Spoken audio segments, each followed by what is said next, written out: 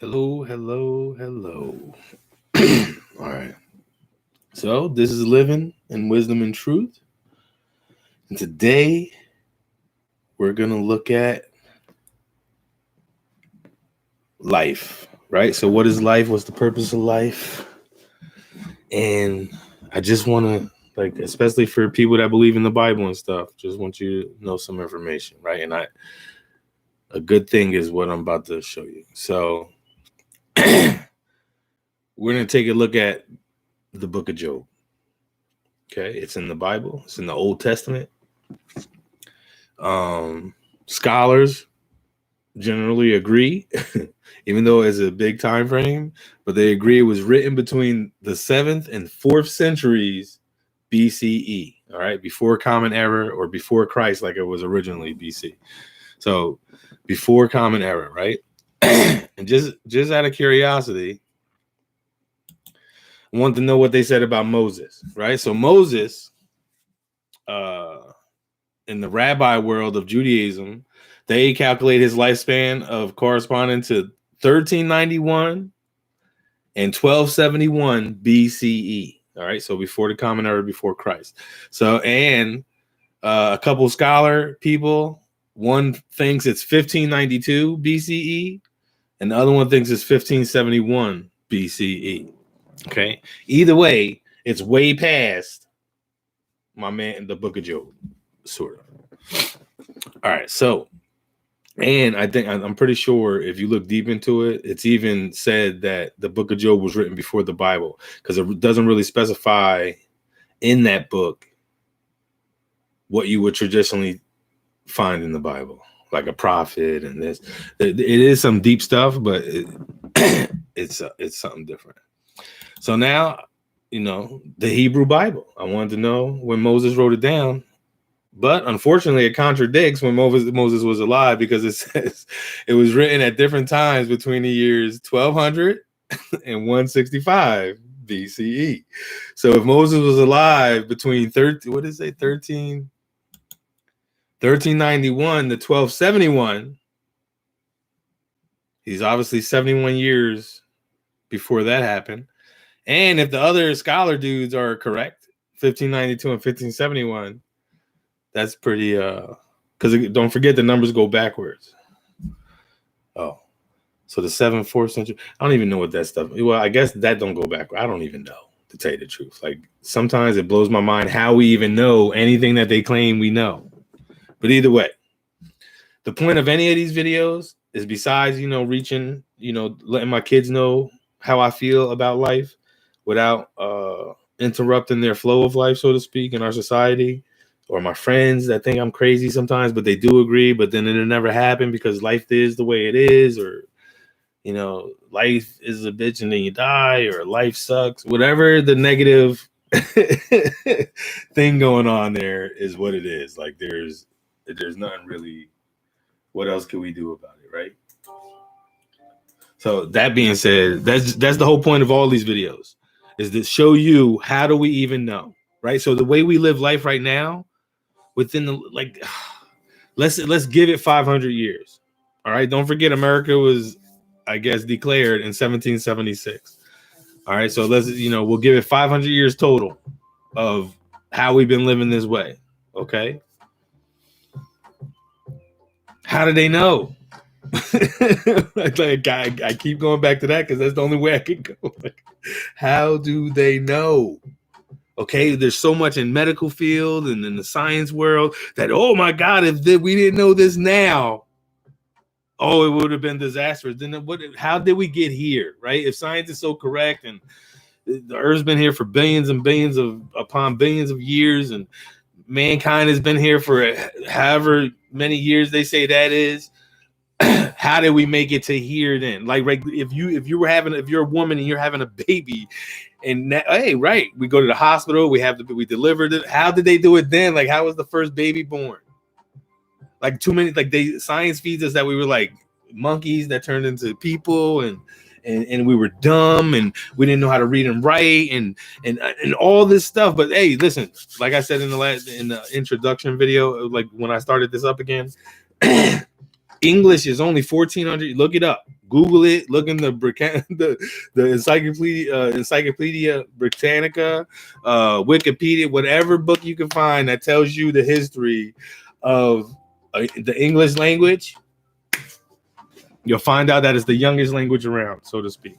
Okay, or the youngest, most popular language around. Okay, so keep that in mind. Keep that this our language is an invented language that's only 1,400 years old. So where was it? Like, if you know, the whole point is, like, even if you're following, and no matter, listen, I love everyone. So no matter what religion you're following, no matter what anything that you're representing, okay, if you think it's the best and you think that's the way, the truth in the life. Okay, and you also have like an enemy, right? Like there's some, like if you Google debates on YouTube, or if you search debates on YouTube, like religion versus this or that or another thing, you'll see Bill Nye the Science Guy with what's his name? Dang, I can't remember. He's a creational. He's like one of the top debating creationalists, right? He has a museum and stuff like that. I can't remember his name right now, but I'll tell you his name in another video. But his debate is like the most popular out there between God and science, so to speak. Even though they tell him he can't use the Bible, I would have just told the scientists you can't use your science, right? It's all, they're claiming the same thing. They're saying the Bible is written by man and God don't exist. Well, science is written by man, and I don't believe it. Like that's the contradiction in good and evil, so to speak. That's the contradiction in the life that we live, right? Listen, no matter what's the bottom line, right? Racist white guy, what's your bottom line? What's your end game? How does this end for you, right? If you get your way, how is that way? What is going on in the world? Explain it to me, right? Same thing with the black guy. Black guy, hey man, what? And I'm a mixed breed, so I represent both. Black guy, what's going on? What's the end game? What would you like to see the end result be right now? Okay, yes, I want everyone, listen, the first and foremost thing that's wrong with all of this is that you're fighting for your existence. You're fighting for your existence in the world. In the world. In the New Testament, Jesus says you have to die to the world. Right? He said to his disciples, the world hated me first. So don't take offense to how the world comes at you, because look how they came at me first. Period. That's why I believe in Jesus. So I'll be talking a lot about Jesus. Why? Because I believe in Jesus. Okay, he's my brother. He's not my king because he was preaching a kingless kingdom. Okay? He was coming to lead us lost sheep to wake up and not follow all the other sheep off the cliff. And he's the only one in history to do it. So much so, if time is right and every history is correct on the way they explain it to us, then 2,000 plus years ago, Jesus existed and Jesus said what he said. So much so that they had to invent other Jesus in different religions just to try to hide the real Jesus. Period. That's the whole point of all these videos, is to show you that, yes, Jesus is the way, the truth, and the life, and he came here to tell you that you are too. Think about it. Walmart ain't Walmart unless the parking lot's full. So what's the end game for another mom and pop shop to blow, to come up and open a store and sell some stuff? And then they start taking business away from Walmart. And this isn't any business. Anything you can think of that is money making, if there's competition, that's why there's laws, regulations, specifications, that you need this license, this permit, that, just to get it done. Because they're trying to, that's a different video. We're going back to the book of Job. So anyway, the book of Job, right? And it almost could, to me, is the way to live life, so to speak, right? To what to expect in life, in essence, especially since we know we die, right? We know we die. That's the end result. No matter how you look at life, no matter what you believe, what you don't believe, where you're going, how successful you're trying to be, how many schoolings you get, we're dead. Period. That's the end game. We die, end game. I don't care how many ghost shows you watch. Ain't nothing been proven. No one can tell you for sure 100% that there's life after death. No one. You can assume all you want. Think about it. And even when you watch those shows, or there's some scientists or something that say he can prove it, listen to their words. Just watch an episode of Ancient Aliens. They're not saying that it's fact. They're saying that this is what we believe. This is what we perceive that information to be. Right? They're not saying for sure this is what happened, because they can't. because they can't. Just like they try to tell you that you really can't prove God, but you can. That's the biggest. Just look in the mirror. How do we get here? That's the bottom line. How do we get here? Right? No matter what, if you represent whatever you represent, you're proud. You're going to the Puerto Rican Day Parade. You're going to the Trinidadian Festival. And I'm going too, because I love those things. You're going and you're representing. You had no choice in that matter. You were born into a world. Right? You were born into a family. You were born into a religion. You were born into a race. But we made up these races and religions and nationalities. Like, why would the creator of all of it? People play this life like it's a damn sim game. You know the sim game where you go in and you have the little family and you set them up and they go to work and they wash dishes and they can take showers. All this stuff going on, right? With the sim game. That's what we're playing right now. That's why. And anybody asks me, hey, how you doing today? Living the dream. Because this is nothing but a dream. Everything is an illusion and you don't realize it. Time is an illusion. And that's going to be the first video I come out with. Is going to be different than, I'm not going to be like this. I'm working on getting my videoing skills up so I could just bring you the information and show you the information up close and personal on the video.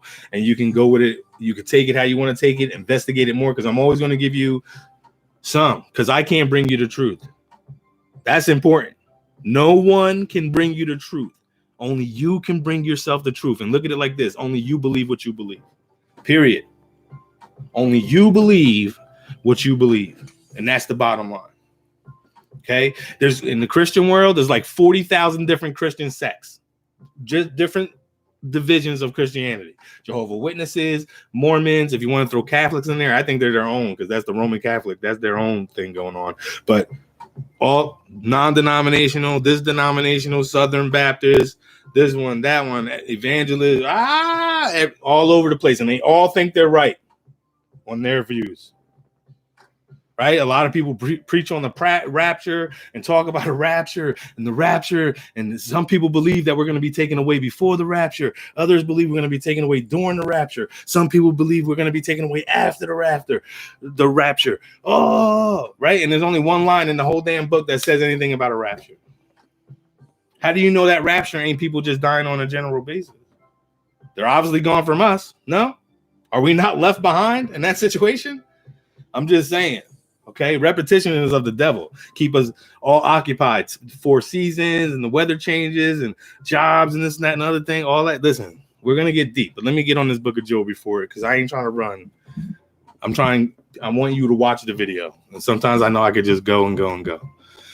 All right, so that's a little history on Moses, the Bible itself, the Old Testament, and the book of Job.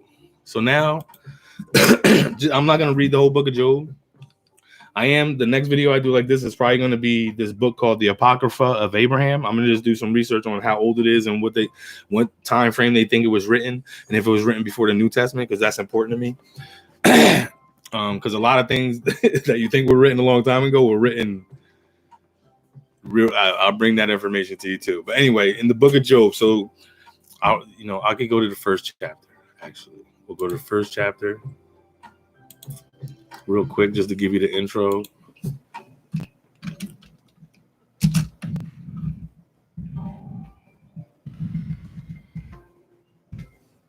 If you have any kind of, like, if the music's too loud in the back, I like playing the music in the background. I do music too, like I freestyle and stuff. So you might even catch me like doing one of these videos and just freestyle. I promise you won't be disappointed. All right. So the first chapter is this. There was a man in the land of Uz, whose name was Job. And Uz is important, by the way. Uz is important. Or Uz, it's U-Z. Whose name was Job. And that man was perfect and upright, and one that feared God and eschewed evil. Whatever eschewed mean. Maybe it's like shooed away evil. Repented against evil. And there were born unto him 7 sons and 3 daughters. His substance also was 7,000 sheep and 3,000 camels and 500 yoke and oxen and 500 she-asses and a very great household, so that this man was the greatest of all the men of the east. And his sons went and feasted in their houses, everyone his day, and sent and called for their 3 sisters to eat and drink with them. And it was so, when the days of their feasting were about were gone about, that Job sent and sanctified them, and rose up early in the morning and offered burnt offerings according to the number of them all. For Job said, it may be that my sons have sinned and cursed God in their hearts. Thus did Job continually do that process. So he always, did the process to try to get his kids forgiven and wash them of their sins through his sacrifices of what he was, preparing for God. And now there was a day when the sons of God came to present themselves before the Lord, and Satan came also along with them. So keep that in mind. Okay, Satan is, in the Bible world, Satan is still amongst God. Okay, Satan might not be as bad as the world perceives him to be. He's more like two siblings, so to speak. Right? Or he's like our that's deeper. There's something else. He's just like a prosecutor, right? So when you're accused of a crime, what happens? The prosecutor says, no, you're guilty. And that's their fight. That's their whole job, is to prove that you're guilty.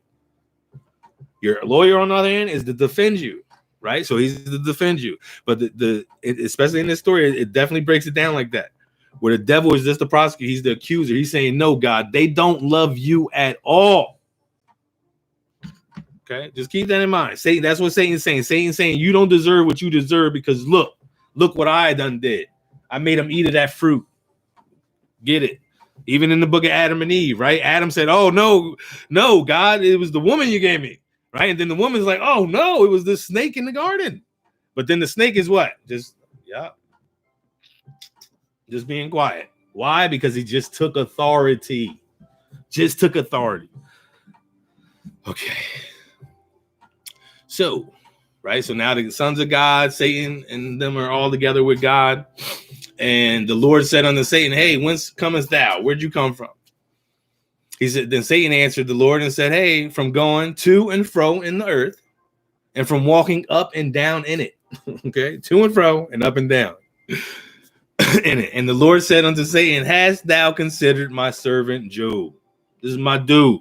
He's doing good things. He's got a big family. He's very nice to all his workers. He's got things going on. He's humble. He's boasting, right? And in the Christian world, that's what they say. God is boasting on you. He's saying, yes, that's my son. That's my daughter. Yes, they can do it. They can repent from these sins. They can look away from evil. Yes, they can. I know they can. I know they can see the illusion and pull the veil from their eyes. Right, so he's bigging them up. Then, and the Lord said unto Satan, have you considered my servant Job? There is none in him. There is none like him in the earth, a perfect and upright man, one that feareth God and escheweth evil. Right, and then Satan answered the Lord and said, doth Job fear God for naught? Right, so he doesn't fear you at all. He doesn't fear you. Has not thou made a hedge about him and about his house and about all that he hath on every side, that has blessed the work of his hands, and his substance and increase in the land? Right. So listen, this is how Satan is treated. Look, he ain't coming at God with bullshit. Okay. He's coming at God with a perception. Okay. He's not coming at God with a lie. He's coming at God with the truth. Hey, God, hey, Job is upright. You blessed him. You sprinkle your little magic dust on his life. He don't love you. He love you for naught. For naught. That's the naught. King James version, naught. He loved you for naught. Right? So, and he blessed his hands and his substance, and you increased him in his land. But put forth thine hand now, and touch all that he hath, and he will curse thee to your face. Right? So this is what he's saying. Hey, God, I bet you this. Let me take it away from him. Let me take it away from him. And he's going to curse you when he doesn't have his money, when he doesn't have his land, when he doesn't have his family, when he doesn't have his reputation, when he isn't the upstanding man, when he isn't what you think he is. Let me break him down from that and see if he loves you or not. Right? That is All you gotta do is read it. I'm paraphrasing some stuff just so, like, because the words are a little weird. So just so you understand, in case you don't understand, because some of the words I don't understand. I'm guessing on the shoe thing. I'm still thinking that's a shoey thing. All right. Pour from my hand, and he will curse you to thy face. And the Lord said unto Satan, behold, all that he hath is in thy power. So, hey, Satan, I give you the power of all that he has. Only upon himself put not forth thine hand on him. All right, so you can't hurt him, but you can hurt everything around him. So Satan went from the presence of the Lord, and there was a day when his sons and his daughters were eating and drinking wine in their eldest brother's house. And there came a messenger unto Job and said, the oxen were plowing and the asses feeding beside them. And the Sabians fell upon them and took them away. Yea, they have slain the servants with the edge of the sword, and I only am escaped alone to tell thee. So this is like one of his little businesses outskirts. They left only one guy alive. The guy got back to Job and was like, hey, man, these dudes came and took everything. They took everything and killed everybody, right? So that's the first thing that happened. While he was yet speaking, so as the dude is telling him the story, there came another one also. The fire of God is fallen from heaven and had burnt up the sheep and the servants and consumed them, and only I escaped to tell you. So here's another one coming. And hence, listen what they're saying. Listen, especially in this one right here. The fire of God. He's talking about Satan right there, is he not? Because Satan did that. Right? God gave Satan power over Job. And Satan did that. Satan brought the fire of God down and burnt the sheep, the servants, and everything else, and left one person alive to come back and tell him. Right? So now, yet, while he's still speaking, there came also another. And he said, the Chaldeans made out 3 bands and fell upon the camels and have carried them away. Yea, and slain the servants with the edge of the sword. And I am the only one to escape to tell you this. Right? So that's another thing. So that was that already three things that happened to Job. His businesses are failing. Everything's getting stolen. He's getting emptied out. His bank accounts are getting emptied out right now. While he was yet speaking, here comes another. And said, thy sons and thy daughters were eating and drinking wine in their eldest brother's house. And behold, there came a great wind from the wilderness and smote the 4 corners of the house, and it fell upon the young men, and they are dead. And I only escaped to tell thee. So now he even just took away his family. Okay? So God's boasting on this dude just like God is boasting on you. And here comes Satan like, only because they don't listen. See, because you got to understand this. And God, I use loosely. I call the creator father. Okay? And it could be father to me. Okay? And more because Jesus said, call him father and call no man on earth father. But that a different video. So why would the Father create us in life just to be a sim game? That's why true sin is thinking you're above or below anyone else. True sin is thinking you're better or worse than anyone else. Jesus said this, hey, to the least of them here will be the greatest in heaven, and to the greatest ones here will be the least in heaven. That just means equality. We're all going to be on an even plateau. There's nobody above another person. True freedom is self-government.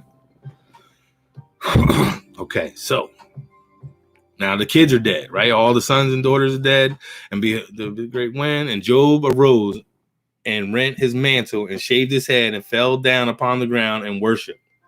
And said, naked came I out of my mother's womb, and naked I shall return thither. The Lord gave me, and the Lord hath taketh away, because by the name of the Lord in all this Job sinned not charged God foolishly. So God, Job, in the initial, he took away everything in his life, businesses, family, everything. But Job got on his knees, got on the ground, and said, the Lord giveth, and the Lord taketh away. Right? What's meant to be is going to be no matter what, if you go kicking or screaming or not. And if you think about some of the situations that you got panicky about, stressed out, I ain't going to make that bill or I ain't going to make that. And then all of a sudden it happened at the last minute. The last minute ain't the last minute. Time is an invention. All right. So That's like the start. So that's like a picture of heaven opening up. You see God. He's with his boys, God's boys, the sons of God. And then here's Satan accusing everybody. No, no, no. They don't love you. They only love you for this. Right. So now, just because this book is long, so it'll probably take me like, I don't even know. I think the longest, the video, because I also listen to it being read. I read all these books and I listen to it. Like I constantly go in and in and in. I like you got to know, like, life is short, right? There's only one round to this consciousness, so to speak. All right. So that happens, right? So now, oh no, actually, we'll go to chapter 2. We'll go to chapter 2.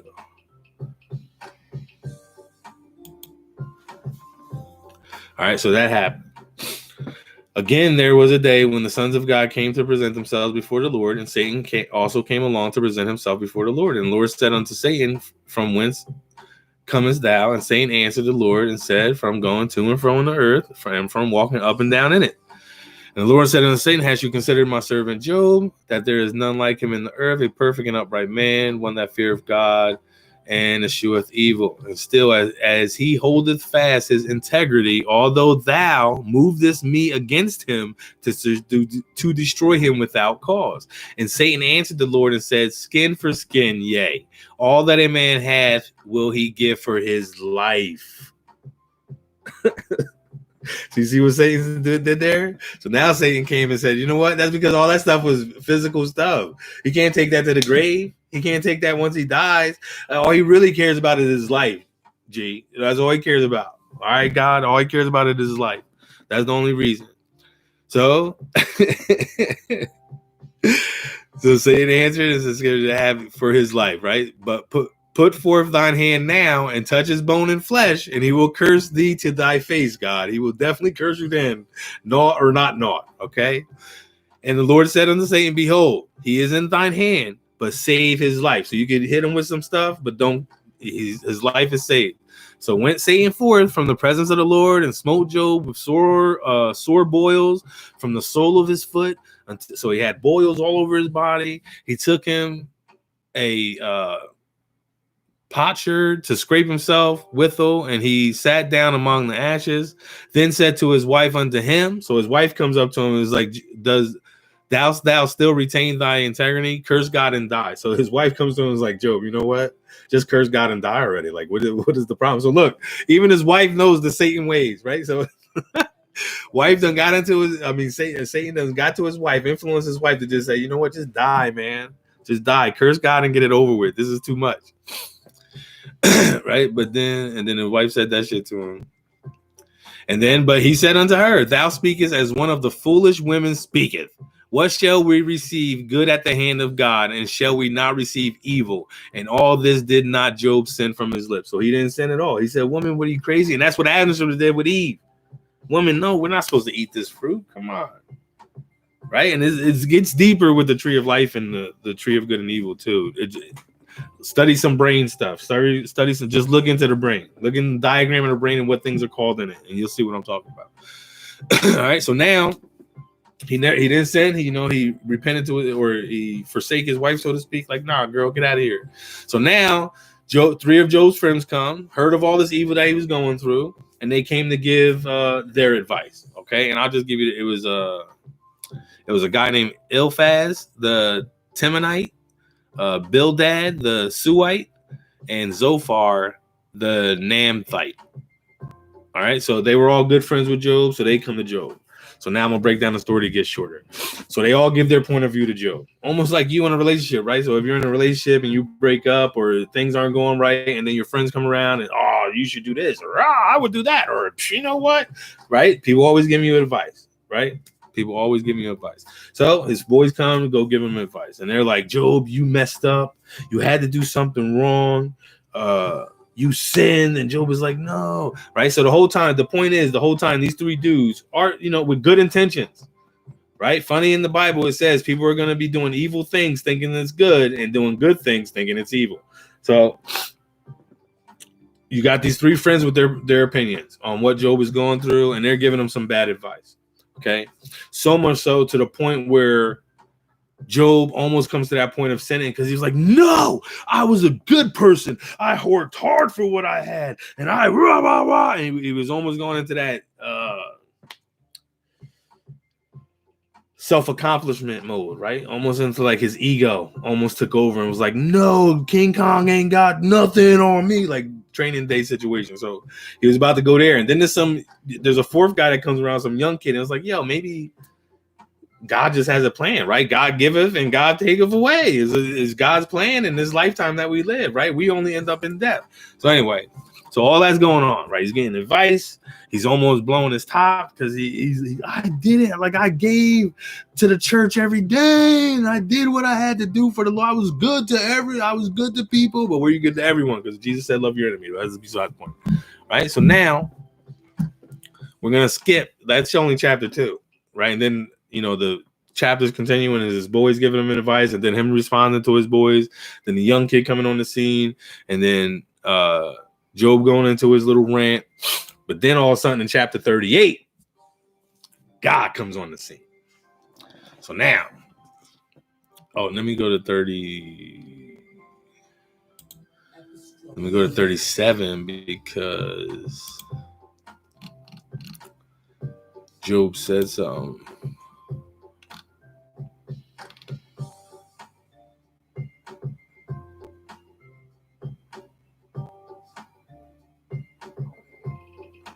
Oh no, well I think this is the young kid talking actually. 37. Either way, Job, we're gonna go back to chapter 38. Read the book. It's a good read. It's not a bad read. And don't forget, I told you it's kind of, they claim it's older than the Old Testament. They just dated it at a different time. So now all this is going on, right? All his friends give him his opinions. The young kid comes out, gives some like almost good solid advice, but he was still off a little bit. Then Job goes into his little rant, woe is me. I did everything I had to do. I was a good guy. I was right? So now in the story, all of a sudden they see the storm coming to their area. Now Job is like half dead on a rock. Everybody's around him talking to him. And here comes this storm. Okay. And the storm is like God coming on the scene. So chapter 38 starts like this. Then the Lord answered Job out of the world. Because I think Job was saying, if I seen the Lord right now, I would ask him, why? What did I do wrong? And blah, blah, blah, blah, blah. Right? Because everybody had their opinion of what life is and how things worked and everything. So now then the Lord answered Job out of the whirlwind and said, who is this that darkeneth counsel by words without knowledge? Gird up now thy loins like a man. So stand up. Poke your chest out like you just was poking it out. Okay, poke your chest out, Job. For I will demand of thee, and answer thou me, and you will answer me. Where wast thou when I laid the foundations of the earth? Declare if thou hast understanding. Who hath laid the measures thereof if thou knowest? So what's the measurements, Job? Since you know everything, since your boys know everything, since everybody in the world knows everything, let me know. Where were you? What was exact time when I put the foundations down? And what's the measurements, by the way? Once I put the foundation, how much did I measure it out to be? Okay. Or who laid the cornerstone thereof? So who put the cornerstone? Who even, put the rock down to start the whole construction? Okay. When the morning stars sang together and all the sons of God shouted for joy, or who shut up the seas with doors when it brake forth, as if it had issued out of the womb. When I made the cloud of garment thereof, and thick darkness a swaddling band for it, and break up for it my decree place, and set bars and doors, and said, here. Hitherto shalt thou come, but no further, and here shall thy proud waves be stayed. Hast thou commanded the morning since the days, and caused the day spring to know its place, that it might take hold of the ends of the earth, that the wicked might be shaken out of it? It is turned as clay to the seal, and they stand as garment. And from the wicked their light is withholden. and thy high arm shall be broken. Hast thou entered into the springs of the sea, or hast thou walked in the search of the depth? Have the gates of death been opened upon thee? Or hast thou seen the doors of the shadow of death? Hast thou perceived the breadth of the earth? Declare it, thou knowest it all. Where is the way where light dwelleth? As for the darkness, where is the place thereof? That thou shalt that thou shouldest take it to the bound thereof, and that thou shouldest know the paths to the house thereof. Knowest thou it, because thou wasn't then born, or because the number of thy days is great? Hast thou entered into the treasures of the snow, or hast thou seen the treasures of the hail, which I have reserved against the time of trouble, against the day of battle and war? But by what is the light parted, which scattered the east wind upon the earth? Who hath divided a watercourse for the overflowing of waters, or a way for the lightning of thunder, to cause it to rain on the earth where no man is, on the wilderness wherein there is no man, to satisfy the desolate and waste ground, and to cause the bud of the tender herb to spring forth? Hath the rain a father, or who hath begotten the drops of dew? Out of whose womb came the ice and the hoary frost of heaven? Who hath gendered it? The waters are hid as with a stone, and the face of the deep is frozen. Canst thou bind the sweet influence of Pleiades, or loose the bands of Orion? Canst thou bring forth Mazzaroth in his season, or canst thou guide Arcturus with his sons? Knowest thou the ordinance of heaven? Canst thou set the dominion thereof in the earth? Canst thou lift up thy voice to the clouds, that abundance of waters may cover thee? Canst thou send lightnings, that they may go and say unto thee, here we are? Who hath put wisdom in the inward parts? Who hath given understanding to the heart? Who can number the clouds in wisdom? Who can stay the bottles of heaven? When the dust groweth into hardness, and the clods cleave fast together, wilt thou hunt the prey for the lion, or fill the appetite of the young lions? When thy couch in their dens, and abide in the covert to lie in wait? Who provideth for the raven his food? When his young ones cry out unto God, they wander for lack of meat. All right, I ain't gonna go deeper than that. That's the one chapter, and that's God coming on the scene saying, pretty much, I know all the thous and this and thous. So, and listen, this is the King James version. You could definitely read in the New International Version or any other version. I just did something on, I guess they updated, so now there's even more modern versions that are crazy, and people think that the Bible, the book itself, is God's word preserved, but it's not. I'm trying to explain something to you. Either way, but there's truth within it. Every lie, the root of every lie is truth. So God pretty much is like, Job, you and your boys, where were you guys? Do you hold the snow back? Do you make the seasons change? Do you know where Orion belt? Like when I made that, like, do you know? Especially in the end is like serious. Like when he talks about the raven, if you don't know about a raven, once a raven has an egg and it has a baby, they bounce. Talking about deadbeat parents, they bounce. They leave the, hey, bye-bye, little birdie, and they out. And they out. But God, that provides wisdom, gives them the wisdom to survive, right? Brings them what they need, right? That's why he said, look at nature. When you need a question, look at nature, right? There's no animal in nature. Listen, they break legs, they get ticks, right? They fall in holes, they get fucked up, and they still live. They don't go to the vet. Only domestic animals have the same problems as humans. I got a friend that has a cat with diabetes. What happened? A cat with diabetes? That really happens? And they got insulin and everything. Okay, they got animal hospitals now. You need insurance. Come on, right? But what's the end game in that? There is no end game. Everybody can't be success. That's the problem with preachers that preach. What are those preachers? Those preachers that preach everybody. If you pray hard enough, you will have success. If you pray hard enough, you'll get the bigger house. If you pray hard enough, you'll get that job. If you pray hard enough. No, what happens is if you pray hard enough, you keep giving that money to their little donation plates, they're going to be flying around in $63 million jets. Guarantee that. Look into that. Okay? Look into that. They say the message, though. The truth is within what they're speaking. But see, our mentality of what we think is worth is the problem. You think money is worth. You think material items is worth. Is that worth? Look, the devil, the first move he made was the material. The first move he made, he went right to Job. Hey, tearing down everything. Servants came. Hey, they came and blew up. They stole everything. Help, your kids are dead. And then God was like, see, he still held up his integrity. He didn't curse me. He even worshiped me. He loved me more. Oh, yeah, that's because he has life. Right? Once you realize that the ultimate control over your life on any power, right? There's no authority above you besides the Father himself. We all bleed red. Right? You give that authority to the authority. Just like I explained with Walmart. If people stop going to Walmart, they're going to start losing business, right? No one's going to be shopping there. So what's their incentive to let anybody move into the neighborhood and sell the same stuff? And then the government's right, the laws and everything else is there binding them in their positions. Just like most of our bills and stuff bind us to our lifestyles, right? Almost 100%.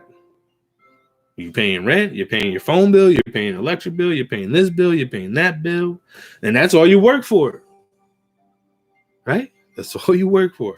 I always wonder, especially in our, I'm American, so especially in America, before America became America, before there were supermarkets, before there were stores, and I understand there was people trading stuff, I understand. But see, this is what I don't understand. Everyone at that time, and granted, people lived in villages at the time, right? But everyone at that time had their own land, growing their own food, having their own livestock. Why don't we inspire that today? Then we wouldn't have homeless and hungry people, right? In society's whole perception of life is screwed up because everybody got too focused in on playing this game, playing the game of Monopoly, playing the game of life, playing the game of risk, right? You know the game of risk with the armies and Russia's going after this one and that one's going after, hey, it's little, you roll the dice, yeah. Or life, right? Life, you get a job, you go the whole process. You have kids, right? You get the little pegs and you put your kids in and you go around the board. Oh my God, I'm an attorney. Woo! And you go to that, right? The problem with life is society, with this world, with the powers and principalities, they give you options. And they limit you to the sky. All right? The limit's the sky. You can do anything, the limit's the sky. And as long as you abide by our rules, our regulations, and our this and our that. Listen, God is coming and saying, who are you? Right? The Creator has to be love for everyone. Not for one group, not for one person, not for this. Jesus can't be the only Son of God. And if you go deep into the Bible and to some translations from the 15th century and stuff, you'll see that it says a Son of God. And in your new Bibles, if they're legit, they should have parentheses around the because a scribe wrote the in because they thought it would sound better. But then people think that the word is preserved in these books, but it's not. Right? There's the Gospel of Thomas. If you go to your pastor, your preacher, or anybody that you talk about religion to, ask them about the Gospel of Thomas. And if they're legit and they know what they're talking about, they're going to tell you that the Gospel of Thomas was in the original book that we call the Bible. And then they made a decision, that shouldn't be in there. And I know why, because that book is deep. And if you catch on to it's only sayings, it's 114 sayings of Jesus. So the Gospel of Thomas, there's another one too, though. But that one's about Jesus's infancy. And I think it was written in almost 3rd century or something like that. But is a good perspective too, though. It's a good perspective too. Listen, if Jesus was the only Son of God, right? How is it fair to us? Right? Listen. My belief, there was a creator, and he created everything. And the first thing he created was life, in which he created everything for. Right? And how is Jesus explained? Jesus explained the way, the truth, and the life. And he's the representative of life, right? And the scriptures have said the world was made for him. Life. right? And we all represent that life. We all exist because we exist. No one made a choice to have a Joe, a Larry, a Sally, a Samantha, whoever else is out there. No one. No one. We're just here, and we're here to experience life. And you know what? Some time ago, someone went the opposite way and ate from the tree of good and evil. Okay? And that tree of good and evil is a world of balance, so to speak. The good gives a little, and the evil gives a little. Ironically, everything that's battery, everything that's ran by electric is a negative and a positive. And when they come together in a perfect unison, a middle way, whoo, does the energy flow. That's the bottom line. But hopefully you learned a little bit. This video lasted too long, but whatever. It's the Book of Job. Check it out. Read it. Like I said, gives you a little picture of pretty much life and what we go through, right? That's what we go through, right? Sometimes your life is good, right? And then some bad news happens, right? Right now, we're in a time of bad news in a sense, right? The last year or so, we've been in like a held down position, right? Realize our freedom ain't really free. Like a lot of things that you could ponder on throughout this throughout this whole pandemic, right? A lot of things, but that's for other videos. And some of that stuff is just for in person because they'll probably just blow up my computer and I'll blow up or something. Because that's just how it goes. They don't like 1,000% don't want truth. And if you what you got to realize is how powerful you are. All right, God gave you the power to exist and to share life. But you listen, if you got to respect life how you want to be respected, so to speak. Right? You got to keep that in mind. But I love you all. You know, I'll holler soon. I'll be coming up with another video. Next one like this, I'm gonna be talking about I don't even know, but we'll talk about it. I'm always going to bring up Jesus. Hopefully every video that I do make and put out here, by the end of it, is going to be the same. It's the same concept, no matter what, right? The good news, right? That's what the Gospels are. The Gospels. The 4 books, because there's only 4 Gospels. People forget that. They think all the books in the Bible, but there's only 4 about Jesus. Literally, so to speak, all right? Literally, right? There's other ones that are speculative, like Isaiah chapter 11, verse 53. A lot of people say it talking about Christian. Talking about Jesus, but there's other people that can tell you it a different way, right? And the other people that tell it a different way, it almost like the Israelites are going through something, and they're the ones that are coming out of it. So for that, and for a prophet to prophesy, he has to prophesy about something that happened in his lifetime. But just, those are just, just look into life. Look into the things that you're looking into. Sometimes don't take it for what it is, right? A lot of things are inventions of now. It's not dwelt in history, right? It's almost like, and this is the last thing I'm going to say, it's almost like Christianity. For Christianity to be Christianity, it needed a root. Guess what the root was? The Old Testament, Jewish history, right? Judaism. That's the beginning of Christianity. Keep that in mind. All right. So Christians needed a root. Why did they need a root? Because Constantine, the emperor of Rome, needed to convert the pagans. How else you can't convert the pagans that are history driven, right? They're into Hercules and Apollo and stuff like that. Legends, right? So you needed a legend. You needed a root. How do we know who he is? That's why Jesus is even God in some circles. Because, even Constantine thought himself to be a god. Okay, all the Egyptian pharaohs thought themselves to be a god. If you look at the Moses story deeply, who was really God fighting? What was Moses really fighting on the Pharaoh's God side? Because he already demolished, out of the 10 plagues, all of the Pharaoh's gods. But there was one last god at the end, the Pharaoh himself. And look, he said, all right, go. And then next thing you know, he chased him down and died in the water. So think about it like that. But peace, love, and freedom, everyone. Thanks for watching. If you watched all the way through, give me feedback. If you think they should be shorter or something, let me know. I'm open. I love corrective criticism. I'm not, that's why I do live videos. I'm more of a freestyle. I'd rather be in the moment than not be in the moment. But be safe.